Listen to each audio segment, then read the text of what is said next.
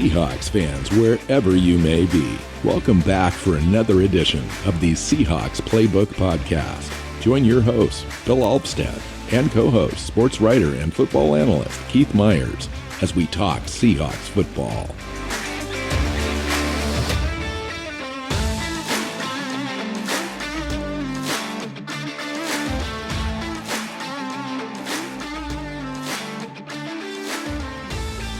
Seahawks fans, welcome back to another edition of the Seahawks Playbook Podcast. I'm your host, Bill Alvstad, here with Keith Myers. Keith, is a very special episode today. We've reached 200 consecutive weekly recordings of the show. That's not everybody gets to that point when they start a podcast. You just never know.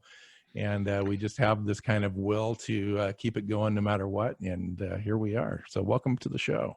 Yeah, 200 shows. That's quite a bit. And also we're here celebrating a win. So a week ago we were here thinking that a loss to Arizona, and the team will have lost 3 in a row, 4 out of 5, and what was once a Super Bowl aspiration season might be in a tailspin. Instead, they pick up the victory. They're still tied for first place in the division. They are looking stronger than they had been the previous few weeks, and it's a very different week this week than last week. Yeah, it's great. Seattle moves to 7-3 on that win. Turned around the defense. The offense came back to kind of what we expect. Got really efficient with Russell Wilson. At the time of the victory, we were first in the NFC West before the Rams and Bucs game Monday night. The Bucs did not give us any favors in that game, so the Rams took it. Also took control temporarily of the NFC West by virtue of the tiebreaker. And then we started out as the second seed in the NFC behind the Saints. And now because of that Rams game, we dropped to the 5th seed. Eagles are currently the 4th seed with a 3-6-1 record, who we face this next week. So we're in 5th seed. We'd be on the road in the first week of the playoffs should they start today. But we got plenty of football left. 6 games. The next 3 or 4 are against some of the weaker opponents in the entire NFL. Can't count the cards ahead of time, but all signs point to Seattle continuing to get better and on a roll before the games get real serious at the end of the year and then the playoffs. Yeah, because the Philadelphia Eagles lead their division at 3-6-1, and that's who Seattle goes to take on this week, and that's the best team in that division. And the Seahawks play. It's still a scary game. 3 out of the 4 in that division over the next 4 games, and the 4th game is against the Jets, who are one of the worst teams ever assembled in NFL history. Yeah, so that's really the only gimme game that I'm really looking at in this streak. The Eagles played the Cleveland Browns pretty well through 2.5 quarters, and then they kind of pulled away, got close at the end, and then pulled away with that victory for the Browns.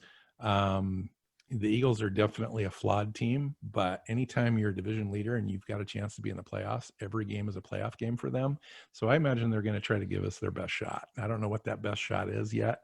We're going to talk about that game following our discussion of the Arizona Cardinal game.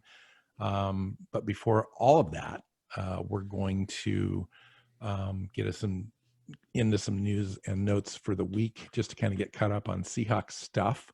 Mostly the injury report kind of statuses. Where are we sitting with that?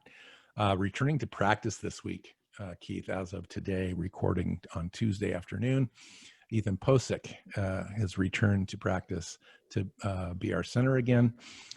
Chris Carson set to return at running back, full participant in practice today. Nothing slowing him down. That's great news. Considering we saw what a difference Carlos Hyde made in this last game. He was absolutely instrumental in the efficiency of Seattle's offense. And he's the backup, right? Carson's the starter. And when they were both out, the offense struggled and Wilson turned the ball over and it was a mess. And with Hyde there, it looked significantly better. With Carson and Hyde both back, the offense should be rolling again. And DJ Dallas to come did in and third down type stuff. And Yep. I really love that mix. I can't think it's when both Hyde and Carson went down together, that was an underrated, deeply concerning situation. I didn't think that we really kind of felt until we felt it. At the time that they went out, the running game just wasn't really mattering that much. Russell Wilson was carrying the day. That's just the way that everything was kind of set up, the way that teams were defensing us and so forth. We took advantage of that. But on games where we could have used a run game and we didn't have it, that's when it really became apparent. And so having Chris Carson back along with Hyde, you're right, that thing's going to get dialed up. And it just gives us that one more dimension in the offense to take some of that pressure off the passing game and open things up for us and then put teams away down the stretch. And so what, the Seahawks have run through a bunch of guys in there with, the rookie DJ Dallas getting some run, Homer getting some play. Bro Scarborough.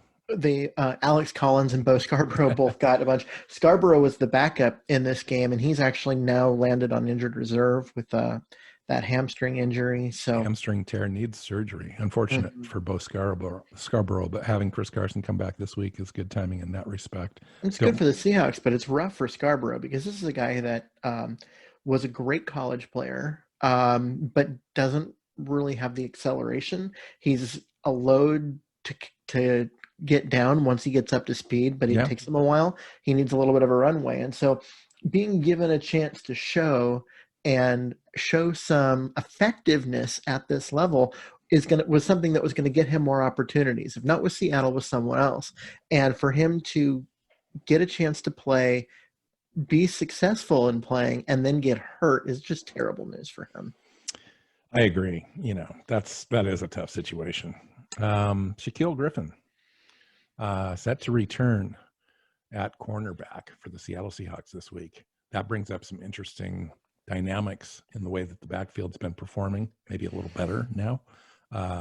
Griffin gets reinserted, presumably, into that starting role. So that gives you a pause as to what happens with Flowers and the emergence of DJ Reed as a corner in this defense. And I've got some stats later on that we can talk about and go into that in further depth.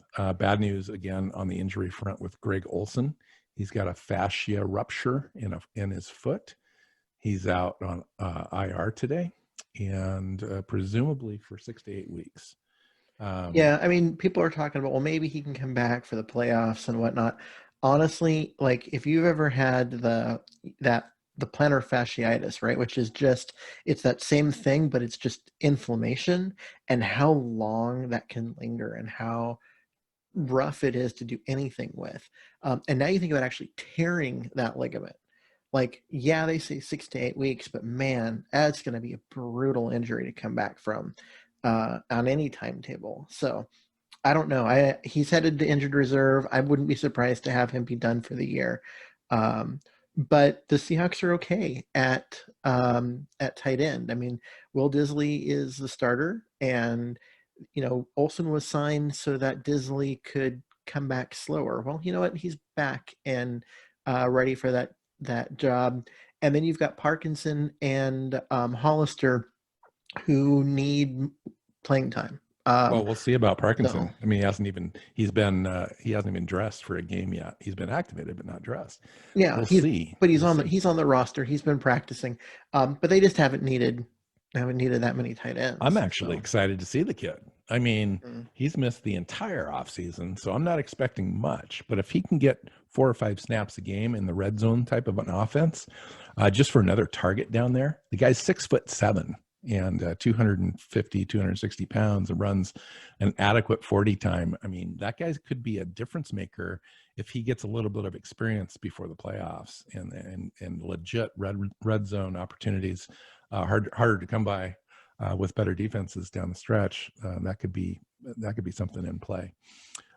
Seattle activated Damon Harrison to the active 53-man roster. So he came off the practice squad. Again, a couple other teams really wanted to pick him off on Monday, including the Jaguars, I believe, and some other some other team. Oh, he wasn't getting picked off. I mean, the Seahawks signed him. They got him into shape. They knew they had 2 weeks of him being on the practice squad where they can, do the dance where he comes up on game day and goes back down automatically. So they did that for 2 weeks, and then he was going to get activated to the 53. There was no way he wasn't. We're talking about a guy who was an All-Pro a couple of years ago. A very good player, good, I mean, he was a guy that this was a no-brainer. The idea that other teams were hoping that Seahawks would leave him on the practice squad, sure, but it's just like saying, we're hoping that the Rams would cut Aaron Donald so that way the Seahawks could sign him. It's not going to happen. Yes, point taken. I know that. I'm just saying they forced Seattle's hand on Monday to a couple teams coming in and trying to make the case for him to sign with somebody else, which he could have at that point. He could have, yes. And now he's definitely on the roster. Daryl Taylor should be able to start practicing this week or next. Just wanted to throw that out there as a guy that we yet have not seen, but could add to the mix right now on an improving defensive line for Seattle. And Pete Carroll came out and said, wait till you see Daryl Taylor and see what he can do for us. And then he mentioned athleticism, physicality, and his mentality. He's going to have a chance to help us as soon as he gets out there. So Pete Carroll's really excited just from seeing him. Obviously, he saw all the college tape, but seeing him in his individual workouts, his workout ethic, where he's at mentally, he's ready to get in there. And so we'll see. It could be definitely a positive development. And then Rashad Penny, Pete said he's not going to come back this week, but he'll definitely be back into practice next week. It'll be a short week, so I wouldn't imagine he's going to be activated, but that does start the clock as far as him being able to practice with the team for up to 3 weeks before he gets added to the roster. And my guess is they're going to give him the full 3 weeks because he's been working out pretty hard, trying to get back and doing a lot of stuff. So his fitness is not going to be a thing, but he hasn't practiced with the team. He hasn't done anything. There was no off season. He's going to need time to get fully up to speed. So that way they trust him out on the field when, on game day. And my expectation is that they'll give him the full 3 weeks and then bring him in slowly. But just the idea that they're going to get him in there and have some extra depth and have some, just another body that they can throw in and there. As we've seen, Carson and Hyde are not the most healthy guys, throughout the year. So, and so it's one of those things they're just going to need bodies at some point because Carson and Hyde get hurt and, Homer's been hurt and now Scarborough's hurt but we've seen the offense just needs running backs. It needs the running game to be efficient. They don't need a lot of yards. They don't need a lot of runs, but they need the threat of it just to make sure that everything works the way it's supposed to. Agreed. All right. Let's set all that stuff aside and let's jump into this game. Let's set up the defensive conversation here, Keith. The defense obviously came to play in this game. I thought it came to play in the second half of that I just almost said St. Louis, that Los Angeles Rams game. And so let's talk some defense, but set this thing up with this thing that happened the week prior before the game.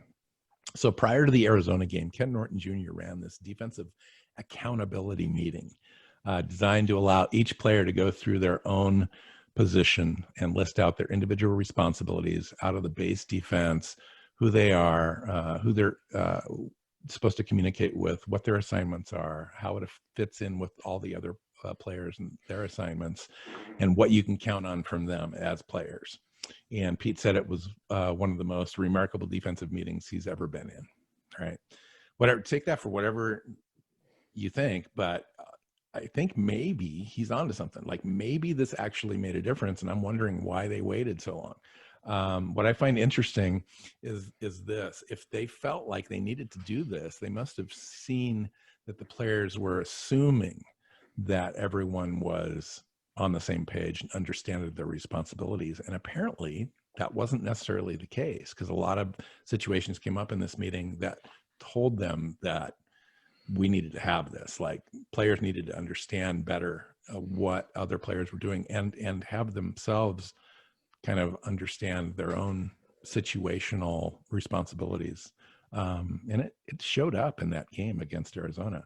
And I equate it to like algebra, and you're a math and science teacher, Keith. You kind of get this.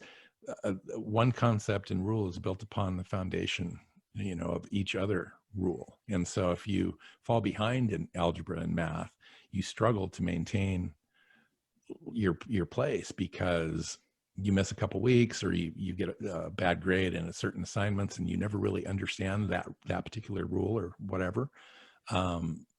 Sometimes you never catch up. And so that's kind of the deal. Yeah. So going back to, this accountability meeting, I understand that after a really good performance, the desire to be like, ooh, this was a big deal. But if we look at the first half after that meeting, there was essentially no defense being played. I mean, the Rams went. Yeah, but this was after the Rams game. I thought it was before the Rams game. This was after the Rams game. Okay, I misread that. It was on Monday or Tuesday of this. I was thinking it was right before the Rams game, and then I'm like, okay, so they played terrible after, Correct. in the Rams game. So if it was after the Rams game, then you have a team that actually played pretty well defensively in the second half of that Rams game, and then came out in this game, and even though they gave up, some yards and some points and all of that, the defense was significantly better. It looked like a completely different unit in this game. I mean, they held the Arizona offense, which coming in was first in the NFL in total yards, and close to being up at the top with points. I mean, one of the better offenses in the NFL. They held them to 317 yards and gave up 3 touchdowns. But between those 3 touchdowns, there were 6 other drives where they held them scoreless, so this was a great performance. They shut the run game down. Mm-hmm. They had 57 yards on 18 carries, including Kyler Murray's scrambles. They came in with 100 plus yards in every game, 160 yards in the last 4 games. Deion Hopkins was held in catch, or not DeAndre Hopkins held in check, 51 yards on 5 receptions. Trey Flowers had that responsibility for the most part. Trey Flowers was actually playing well. Trey Flowers did pretty well in that. They did roll it. It wasn't like they rolled coverage to his side every play, and just double teamed Hopkins, but they did it often enough that Arizona couldn't come out of, get up to the line of scrimmage, and they didn't know whether Seattle was going to or not. There was never a look where they were like, oh, I've got one-on-one, because the Seahawks had that single high safety, and then sometimes they would roll it over towards Hopkins and leave everybody else one-on-one, and other times they wouldn't. And it was enough that it created a little bit of hesitation for them trying to go in that direction. And then you gotta admit, Flowers played pretty well. There were times when he was given a little bit too much cushion and giving up stuff underneath, but the team was okay with him doing that and not getting beat deep. And ultimately it worked. So for the third string corner, right, because both the starters are out, that was a pretty good game against arguably the NFL's best wide receiver. Absolutely. Yeah. And DJ Reed played a good game. Quandre Diggs played, I think, probably his best game of his best game of the year. Yeah, I would agree with that. Because he's been struggling. But I think that meeting is the key for Diggs and Adams, because to be completely honest, I think that's where the hiccups are coming from. Adams is kind of a freestyle player. Mm-hmm. He will be the first to admit that. I think Pete Carroll has encouraged him to play that way a little bit in this defense. And they haven't really taken their assignments and played them fundamentally as good as they probably could. And that affects Quandre Diggs the most in this defense, because Quandre Diggs depends on that communication to be able to do his job. And when you don't have that, he's kind of in a no man's land sometimes. Yeah, and it's still. I mean, you look at the. There was one of the touchdowns in this game where guy was wide open, and you watch the play, and it's pretty clear that it was Adams who was supposed to pick him up Absolutely. as he comes across the zone, and Adams didn't.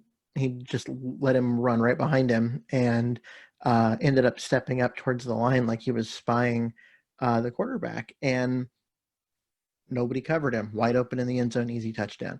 And that's the kind of stuff that can't happen. It's been happening too much this year. And not just with him, but also Quill Griffin, before his injury, was victimized by that kind of stuff a lot. So, well, and this is one of my problems struggling with coverage in general too. Just one of my issues with the coaching staff is, they had this accountability meeting and all of that, but that's the type of thing players should have their own responsibilities where they know what their job is. Like the first week of training camp, here we are. Sure. Here we are. 10 games into the year. But we have been integrating in a lot of different players, and a lot of different players have played together because of injury and so forth. So I get it. I mean, sometimes you just break down. Sometimes there are some assumptions that are made, especially early on, especially without a really traditional preseason, where everyone assumes everybody knows what they're doing and what the assignments are and what their accountability is on their individual performance for each schematic play call. But sometimes they don't. Some players don't say anything like, I don't get it, or I don't understand, or what should I be doing? They don't ask those questions because they're embarrassed. So at a meeting like this allows them the freedom to say, hey, I'm looking at it this way. And maybe a coach can correct him, or the guy sitting next to him say, hey, no, you're supposed to be here. So overall, I don't mind that the meeting was held in week 10 or whatever. I wish it was a little sooner. Yeah. And I wish that the coaches recognized the fact that the players were struggling with some of those things.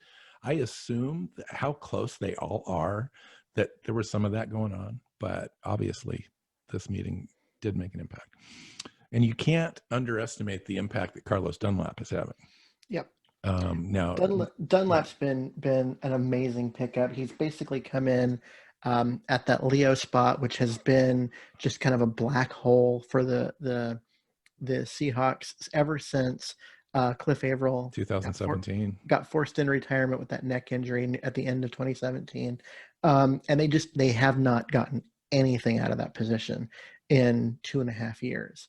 And Dunlap is not even a traditional Leo guy. He's 285 pounds. I mean, this is a big man. He's big for the Leo, but he's got the other measurables. He's got the athletic traits. The athletic traits. He just happens to do all of those things with a little bit more muscle and weight on him. It makes you wonder what they'll do when Darrell Taylor is fully activated, because Darrell Taylor is a true Leo, right? Yeah, I mean, he is. I mean, Alton Robinson's big too, but he's been playing the Leo, but he could also switch sides, I think. Yep. And my guess is that what you'll have is you'll have Dunlap continue in that role, because he's clearly built. And Mayo has been taking a reduced rep share, so 20 reps in this last game. And so I think what you'll see if Darrell Taylor is ever fully up to speed and then you'll see him backing up Dunlap at the Leo and getting his reps there. And they're not going to move. I don't believe they'll move Dunlap off that spot. He's just been too valuable, too good. Well, it's a great in-season trade that just transformed their entire defensive unit. Now, I'm not even going to stop at the defensive line. I mean, it's changed the whole thing, because you're able to do so much more on that defensive line, not only stopping the run, because Carlos Dunlap's a great run defender as well, but you're getting to the quarterback now. Seattle finishes with 28 quarterback pressures at Arizona, or against Arizona, the highest of the season. Carlos Dunlap had a 91.0 pass rush grade, 78 run defense. 2 sacks, 3 quarterback hits, 8 hurries, 2 tackles for loss. This is just kind of a normal stat line for this guy, including the walk-off sack to end the game. Which came with the Seahawks only rushed 3. Yeah. Because they had people up at the line of scrimmage looking like they were going to bring 5, and 2 of them dropped out. They only rushed 3, and Dunlap just won against that. Like Kevin Beecham. Yeah, he just beat him and got in and got the sack anyway, even though it was 3 rushers against 5 blockers. And he did it in about 2.5 seconds too. I mean, this wasn't like an extended sack. This was not a coverage sack at all. Right around the guy. Yep.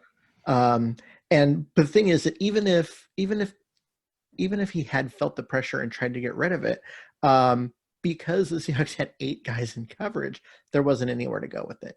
And so it was one of those situations where if you can get to the quarterback that quickly while still having coverage behind you, you win. I mean, that's what the 2013 Seahawks defense did almost every time a quarterback dropped back to pass. They got pressure with their front without blitzing, and everyone else was in coverage. And this is huge. Because over the last 3 games with Dunlap, Seattle's averaging 4.3 sacks a game. That's number 1 in the NFL during that time.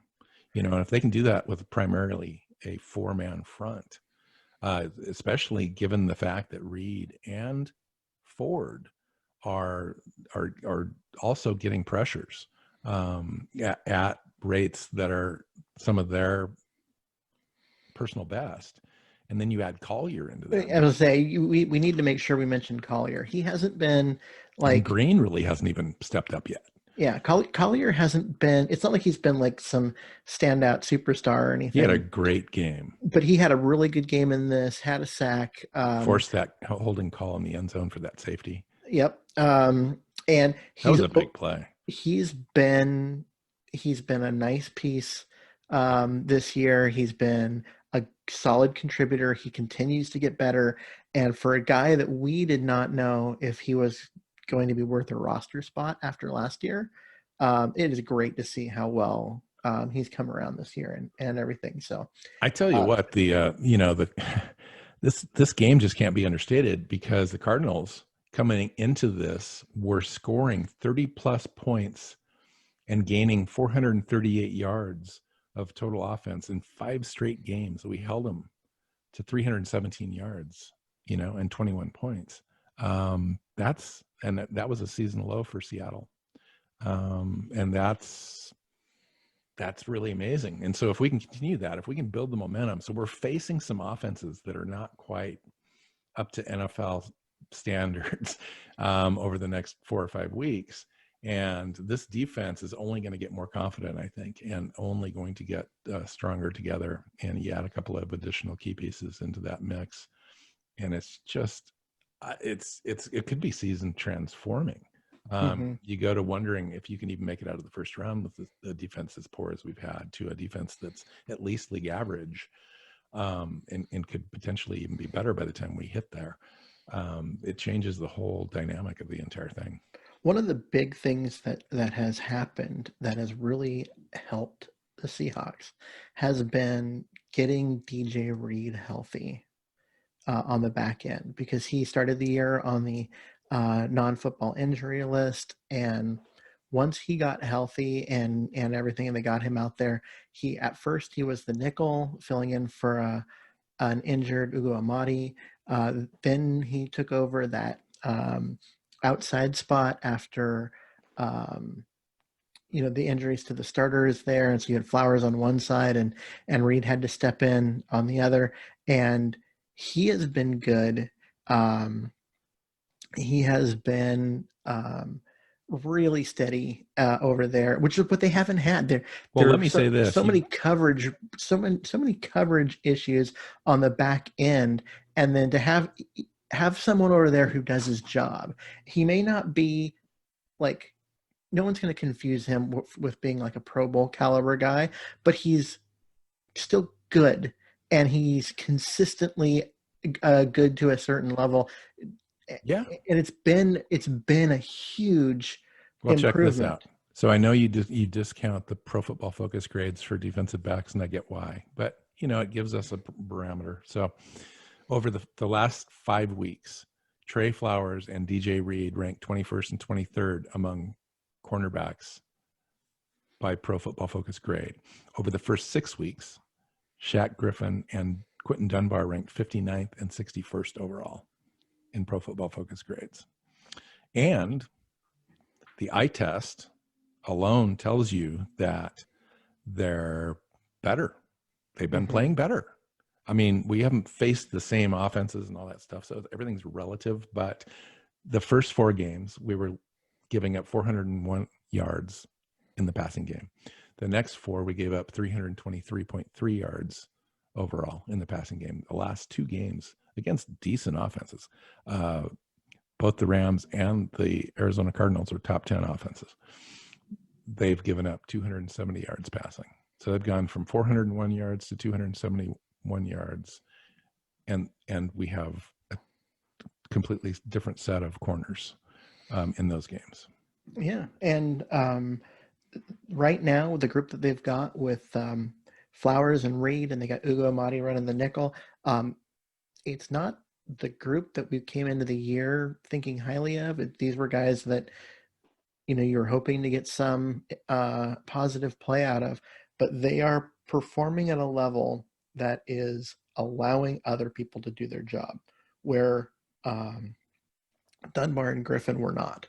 Yeah. And so it's and been you a add nice Dunlap change. in there with the defensive line, and you're making your defensive backs better by that. So opponent averages yards per game. Our first 6 games, 479.2 yards, historically bad. In the last 4 games, 368 yards per game average. So that's less than 100 yards, more than 100 yards difference in the last 4 games. Since Dunlap came in and DJ Reed took over, or at least was playing more in the backfield. So and Adams came back. The Arizona Cardinals came into this game as the number 1 offense in the NFL by yards per game, only had 314 total yards. Yeah, and we had been giving up 479 earlier in the season. When we first played the Arizona Cardinals, that's where we were. Yep. And so we've come a long ways. It really has. I mean, you look at 314 and you're like, okay, that's still on the high side. You'd really love to get that down in the 200s. But compared to 479, that's a great performance for this defense. Well, and part of the difference is the Seahawks have 25 sacks now with 6 games remaining, ranked 10th in the NFL, believe it or not, with Taylor possibly coming back. All of those have come in the last 3 games. We had 13 sacks in the last 3 games. Yeah. Which is unreal. Let's talk about Quandre Diggs for a minute. Start talking about a few players here. So Diggs in coverage and pass breakups and so forth at the end of the game, with the game on the line, plus that great ball jarring hit on Arnold over the middle. Their tight end met him as he was catching the ball.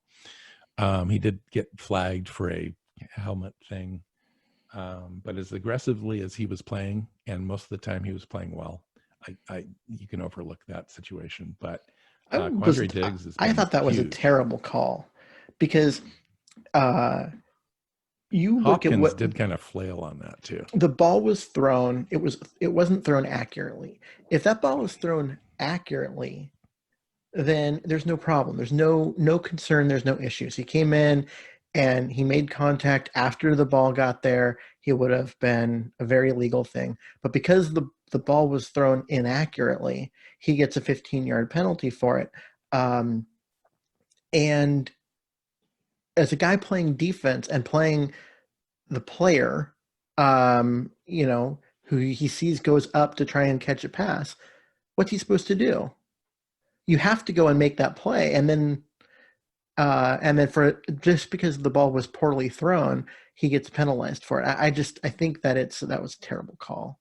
So I'm not going to ding him for that at all. I thought he played that play, and really this entire game was his best game. Yeah, of the season. 90.6 grade and 97-point grade in coverage. Now, again, Pro Football Focus, I get that, but holy cow, that's the top grade of any safety in the NFL in 2020 in coverage. Yeah, and that's what when they made the trade last year, that's what they traded for. And when he played last year in Seattle, that's what they got from him. And they haven't had a lot of that this year. He's been kind of lost. He's been running around in circles. It does look like he is, like he wasn't sure what he was needing to be doing at times. And he really settled in this game and played the way they thought he would play coming into this year. One last note on the defense. Jamal Adams, 5.5 sacks total. Again, a factor. Seattle has season low points allowed, marks 2 weeks in a row. And pressures against the Cardinals. Poona Ford had 6 pressures in this game. He's turning into a really nice passing down guy. Dunlap had 8 pressures, Adams 5, Collier 3.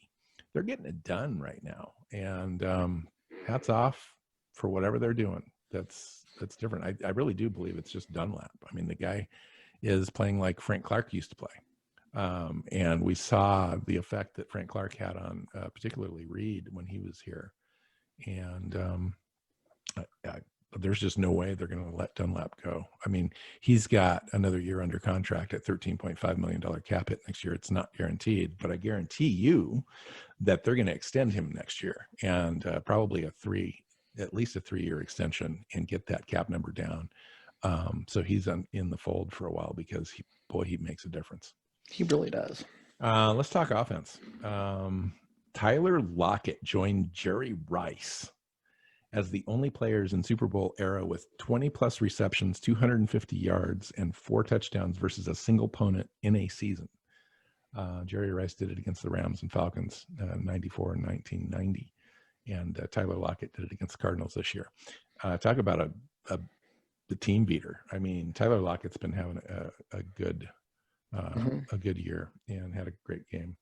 And the way that they did it against this Cardinals team this time, we talked about it in the podcast before this last game, Keith, of what the offense could do to help right the ship, because whatever they've been doing the last couple of games, the last 3 out of the 4 games that they've lost, they've really lost their way on offense. Not having those running backs really hurt. Having Carlos Hyde back obviously helps, but they created movement, bunches, screens, quick throws, motion, play action, gave Wilson a chance to beat the aggressiveness of the Cardinals defense. And I thought that was a really decent approach, and it was effective. I mean, Russell Wilson had one of his most efficient games all year. It didn't have a ton of yardage, but what they were able to do offensively, I really liked. Well, and part of it is you had a 41-yard completion to DK Metcalf called back because of a phantom holding penalty. Oh, that was egregious. I mean, a guy gets trucked and falls down, and somehow he gets called for holding. That was crazy. It was. I mean, Damian Lewis had like 0 hands on him. Yeah, the entire play.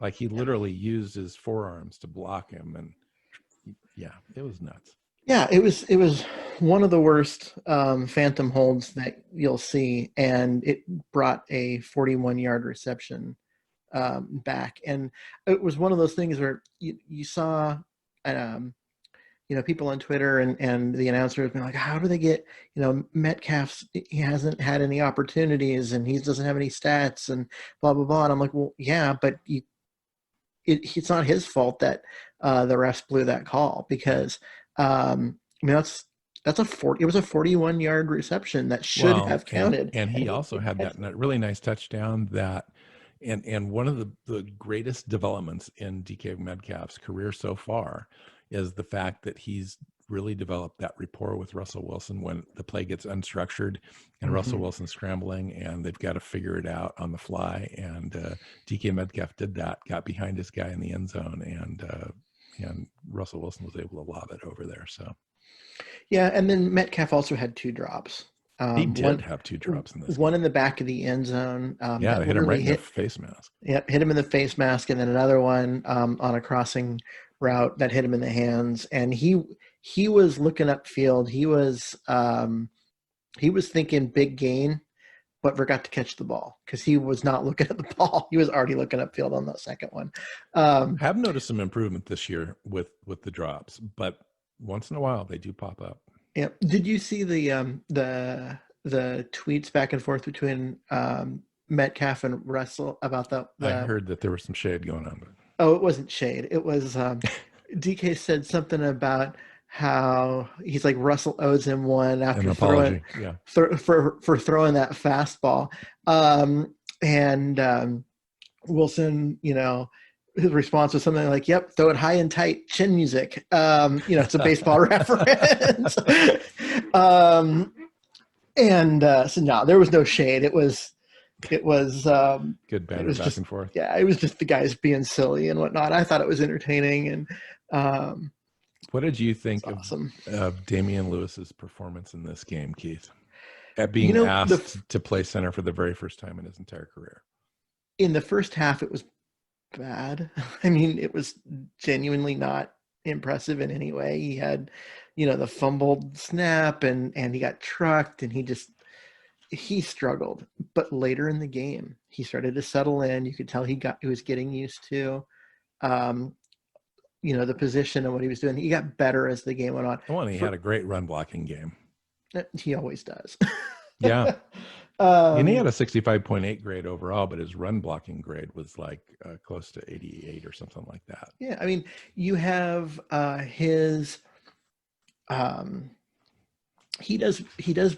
he's a great run blocker, and his overall, performance, you have to grade him down for getting trucked and the, some of the stuff that happened, but all of that stuff happened in the first half.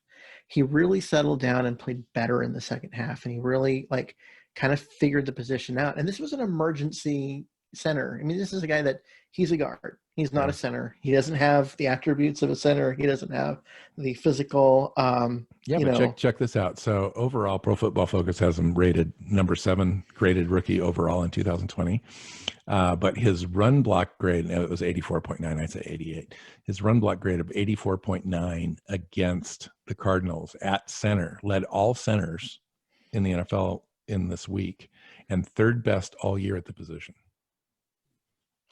That's crazy to me.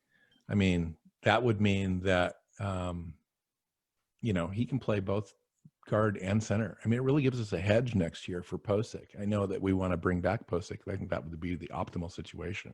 But if we can't, you could slide Damian Lewis over to center and bring in another guard. Yeah, I don't know about the hedge situation there because he's a guard. He's built like a guard. I think it's one of those things where they now know they can depend on him as a backup at center if Posick gets hurt or that kind of stuff. But you're talking about one of the better guards in the NFL. The idea of moving him to center when the guard's a more valuable position. I just don't see that as being a worthwhile move by the Seahawks. All right.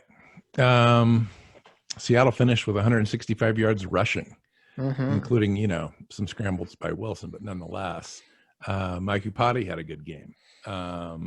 Great blocking up front. They needed him too because one pressure for pass rush. So they were paper thin on the interior line. I mean, you've already got Lewis moved from guard to center. Simmons was not available because of injury, so you've got Jones obviously out. Yeah, you've got Jones at one. You've got Lupati at the other. They were just paper thin in the middle there. And so they needed Lupati to play well, and they needed him to finish a game, which is something he hasn't been doing. He's been playing, all but a couple of series or, 3/4 of a game essentially when he's played this year. And they didn't really have the ability for him to take series off in this one. So they needed a good game from him. They got it, and it's good to see. Yeah, no, it was a good game all around. It was a very important game. It was the game of the year because if we had lost that game, that will really put us behind the 8 ball, trying to claw back in. So let's go forward and let's talk about the Philadelphia Eagle Monday night game next week. Seahawks have 11 days in between, which is great for us. I mean, you kind of want to stick with it and kind of get right back in the saddle. But at the same time, having so many guys integrated back in health-wise, it's a great week to have guys come back and give us a little bit extra time. Philadelphia faced. There's so many different guys that were banged up, even those that finished the game and played. Just a lot of little injuries, a lot of nagging injuries. They needed the time to get over all of that so they could, just be ready to play again. To our Zoom watchers, there's the cat. But I was trying to not let her, step on the keyboard in the middle of recording here and therefore screw all the stuff up. So that's what was going on there. All right. The 7-3 Seahawks face the 3-6-1 NFC East leading Philadelphia Eagles Monday night football. The Eagles have won 3 primetime games this year. Their 3 wins have all been in primetime this year. So they're probably looking forward to this game in a weird sort of way. Seahawks, obviously, historically with Pete Carroll and Russell Wilson have been tremendous in primetime games. So Doug Peterson's kind of been on the hot seat this year as head coach. 2018 Super Bowl champions, but they have not fared well the last couple of years. Seahawks sent them out of the playoffs last year, sent Wentz out of the playoffs with the concussion. That kind of contributes to the Carson Wentz conversation that I think we should have a little bit. Versus the Browns, he was 235 yards, a couple touchdowns, 2 interceptions. One was a pick 6, sacked 5 times. He's taken 40 sacks this year already, number 1 in the NFL. It's been one of those years for Carson Wentz. He's hesitating a lot. He's not trusting his reads. The offense is taking a long time to develop, and we've heard that a little bit with Schottenheimer. But Carson Wentz takes it to another level as far as holding onto the ball. He's holding onto the ball without Russell Wilson's elusiveness. Well, he used to be elusive, and now he's not. He had the ACL and lateral tears in 2018. Yep. He had the concussion. He's had a broken vertebrae. So medically speaking, he's a different player than he was. And in between the years, I think that sort of affects you a little bit. Plus, his offensive line is horrible this year. Yeah. Injuries and poor play. Lane Johnson and Jason Peters are getting older, and they're prone to injury. And Jason Peters allowed 3 sacks in this last game against a team without Garrett in there. So I watched quite a bit of this game because I didn't have a game to watch on Sunday. And Cleveland plays a real nice straight up 4-3 defense that reminds me a lot of what the Seahawks like to do. So I was able to kind of watch Seattle's defense, quote unquote, against the Eagles team. And boy, the Eagles just struggled in almost every aspect of the game on offense. Now, defensively, I like kind of what the Eagles are able to do.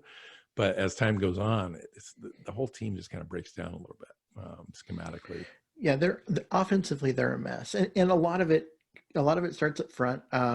You mentioned Peters. He used to be one of the best in the game, but age caught up to him real quick. He looks real slow. And there was talk about this week that maybe they would bench him and play someone else. They just don't have anybody else right now. And the coaches were like, no, he's gonna start. He's gonna play. So that'll tell you how bad that he has been. And now he's gonna be there, and you've got he's gonna have Carlos Dunlap to deal with, and that'll be a really interesting matchup, and one that Dunlap could definitely win. Or make possible for somebody else to win.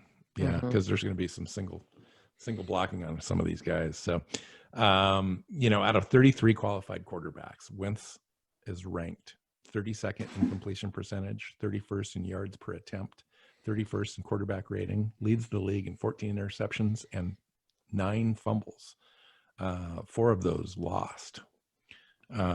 His mechanics are turnovers. His mechanics are a mess. He's spraying the ball all over his. He used to have a good arm. He was pretty accurate. He still has a good arm. Sometimes he threw a ball that was a little too heavy. Didn't always have like the great touch on it, but definite arm talent. And now he's just spraying it around. I mean, it's like a shotgun rather than a Well, sniper. when you have poor offensive line, his receiving talent is okay, and he's just lost a little bit physically and mentally. It's taken a toll. The whole thing, the whole package is not working right now. Plus, his coaches aren't helping him. They could benefit from the same way that Seattle approached the Arizona game, with a quick, nice rhythm passing attack, and they're not doing that. And I don't know why, because he's like sixth in the league in seconds per for pass drop back. And against the Cleveland Browns, he was holding on the ball for over 4 seconds on like 23 out of 40 dropbacks. I mean, it was just not good. And consequently, they had 5 sacks against him and pressured him a ton. Like half of his dropbacks were under pressure. And he's not the greatest quarterback under pressure. And so it's just a recipe for a loss for them until they can figure that out. Their defense isn't too bad. Their defense is okay, but their offense is bad enough where the defense is out there a lot. They get worn out towards the end of the third quarter. By the fourth quarter, teams are really running on them and passing all over them. They can't get to the quarterback. It's a 3-win team. Is what it amounts to. It's also a division leading team, which will tell you and that just makes them scary. Just how bad that team. I don't know if that makes them scary. It does to me. And you got a team that's pretty confident in the Seahawks going on the road on a team that has nothing to lose, and they have a decent defense. And so that if Russell Wilson can get past that, that's fine. Not many teams have slowed down Russell Wilson, but I think offensively, against the Seahawks defense, I think that this is a game that you could build on if you're the Seattle Seahawks, because of Dunlap and company can go in there and put some pressure on him. And if he's under pressure, and I think he will be in this game, given the developments that we've had with the Seahawks pass rush in the last 3 weeks, we lead the NFL. He's going to end up making some mistakes, and the Seahawks are going to capitalize. We're going to get more possessions in this game. We're going to own time of possession. Our run game is going to continue to give them problems. Although they do have a really pretty decent run defense, I think we can be successful in the air if we can keep Russell Wilson upright. But they're pretty stout against the run. Fletcher Cox is no joke. That guy can still play. Brendan Graham's there. AJ Singleton, their really good linebacker, is really decent. Other than that, Yeah. And so I go through and you look at this team, and they got blown out by the Rams. They beat they got beat by Washington, who's bad. They had their tie against Cincy, which, let's face it, Cincy's not good this year.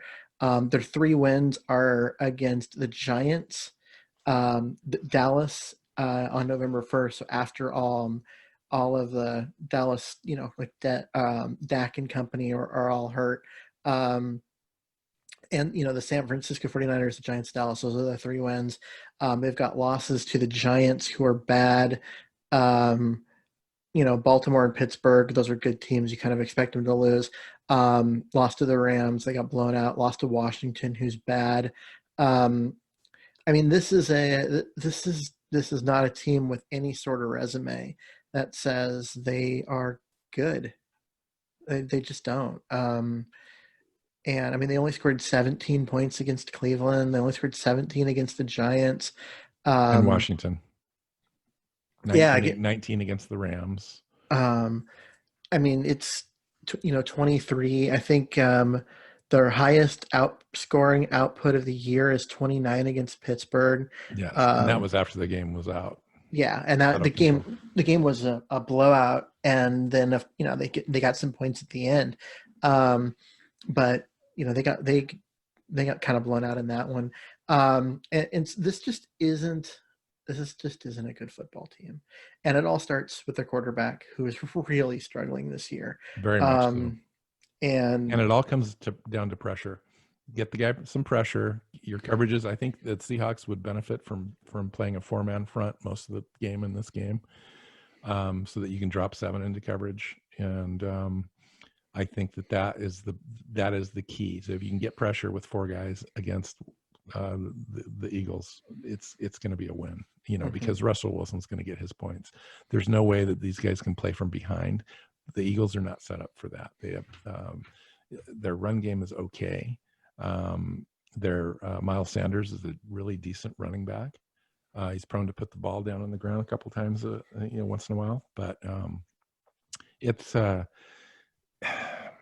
I think Seattle, in this game is probably looking at 35 points. I think that, the teams that have put up points on them are the Steelers, the Ravens put up 30, and then the Rams 37. I see us putting up 30 plus, getting at least to our average. The Giants, which are not a good team, put up 27 on them. Yeah. So I mean, I just don't.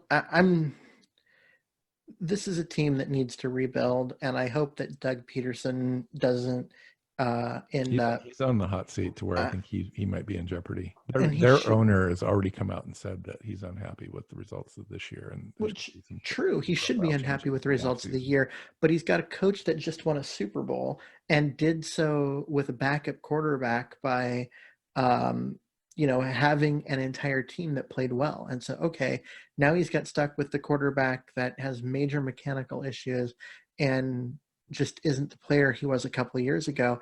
And they're stuck with him too. I mean, he's under contract until 2023. They need to figure out a way to either fix him or, get someone else in that can play.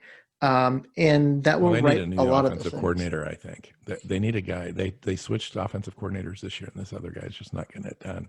Mm-hmm. They've got some talent. I mean, you look at their roster. They've got Sanders. They've still got Jalen Hurts is their backup quarterback that they picked up in the second round. Jalen Reagor is their wide receiver that they picked up. Very talented, speedy kind of guy. In fact, Seattle needs to watch out for that guy. He's got 16 catches, 211 yards, and a touchdown on the year. So he's just now coming into his own. Zach Ertz is hurt. They're tight end. So Seattle won't have to face him. Fulham is their deep threat guy, 31 receptions, 541 yards, 4 touchdowns. Dallas Goedert's their go-to tight end for everything, blocking, receiving, etc. They got Alshon Jeffrey back. Yeah, but he's not doing anything for him. Yeah, I mean he's played what is it, like 17 snaps for him this year. He just came back. No receptions. I think 1 target. Yeah, he's not even going to be a factor. I think it's a tough situation because their offensive line is really poor. They've held on to their tackles 1 year too long, and they don't have anybody in the wings to step in and help them in that regard. So they're going to have to focus their offseason probably on their offensive line. And I think that's where it starts for them. They get an offensive line. That's the only way you can keep Carson Wentz upright. And because he's got 40 sacks and he's still got 6 games to play, and so that could be a historic kind of situation for them if it keeps going. So hopefully Seattle can add to that total this week. Let's go get a win. I think that this is definitely a win. We both predict, I think in our prediction show, I think this was one of those games where I had a loss. I think I'm going to go look really quick. I initially had a loss on this game. I think you did too, because going into the year, the Eagles were supposed to they were going to win the East. They still might. They were going to win the East, but they were going to be a contender. Because they got some weapons. They got Hargrave in the offseason as a defensive tackle, and he was supposed to be amazing from Pittsburgh. He is an amazing player, but on the year, he's got a half a sack, 1 quarterback hit in the last 5 games. So he hasn't been producing for those guys. And they just don't have enough talent. This is a team that's really disappointed. And a lot of it has to do with, guys like Peters that, he's been a Pro Bowl / All Pro for quite a while, and you just kind of expect him to continue at that level, and instead he's just completely fallen off. And Well, and he didn't even finish the game. I mean, they had some injuries and stuff, and their center, Jason Kels, was injured, had an elbow injury, came back and fought through that, but he's in question this week. They're decimated. Yep, Ertz has been hurt. Yeah. Alshon Jeffrey has given him nothing. He was supposed to be there. On paper, he's their number one and has been for years, but he's played 17 snaps this season and has one target, no reception. So he's not a guy that they can count. There's just a lot of things. And you mentioned Hargraves, he was their big acquisition, and he's kind of been a bust for him too. This was a team that looked like they were going to be good, but they just defensively, like I said, they're not slacking. I mean, believe it or not, their pass rush ranks first in the NFL in team pass rush grade. But unfortunately for them, I mean, it's worked in the past. I think for against the Seahawks, we've seen that where Russell has struggled a little bit, but he also has a passer rating of over 90 against pressure. So, that would be their only hope, is if they were to end up getting, 4 or 5 sacks in this game and causing a couple turnovers, getting a couple interceptions and making it interesting. But I just don't see that happening. Anywho, what do you think as far as prediction? I do expect. I expect the Seahawks offense to get it to points. They have against everybody but the Rams. Even when Wilson played terribly, they still got 34 points. So, except for the game against the Rams. So I expect the Seahawks offense to get their points, and I just don't see where Philly's going to score points on Seattle. I could see this one easy being like 31-17 or 31-13 pretty easily. Wow, you're seeing our defense step up. It's not so much the defense stepping up as it is I just don't trust Philly to do anything offensively against anyone. I just don't. They can though. I mean, if we don't get pressure, they can. Carson Wentz is good enough to dink and dunk down the field. He's not a great deep ball thrower by any means, but he can dink and dunk. They've got a decent running game when they can get it going.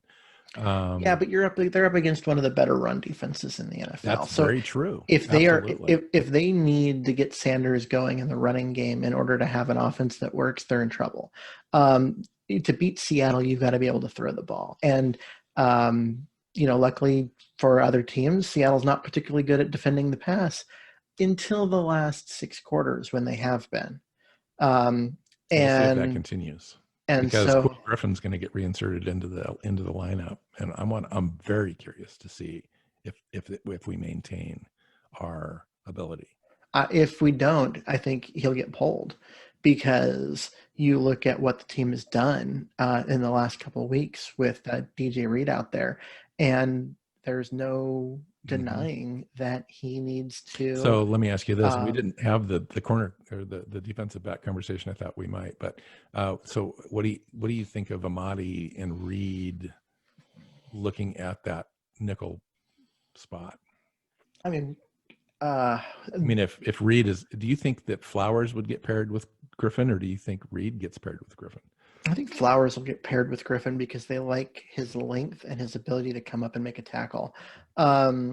Reed's been a very good tackler, though, I have to say. He has been, but we're also talking about a guy who's 5'8" and is built to be a slot guy, and they've been playing him on the outside. He doesn't have great length, but they've been playing him on the outside because they had to. And that's why I think they go with Flowers and Griffin, and then take your pick as the guy that comes in on the inside. But I tell you, if Griffin isn't 100% and if he isn't playing like he did last year, I'd bench him quick. There'd be a real short leash, and I'd get Reed back in there because Reed's played. He's been better than Griffin was at any point this year. Yeah. So. All right. Cool. So it sounds like a win. Let's go get it. I think we'll be 8-3 and marching forward. So we're going to wrap this up. So find Keith on Twitter at Myers NFL. I'm at NW Seahawk. The show is at Hawks Playbook on Twitter.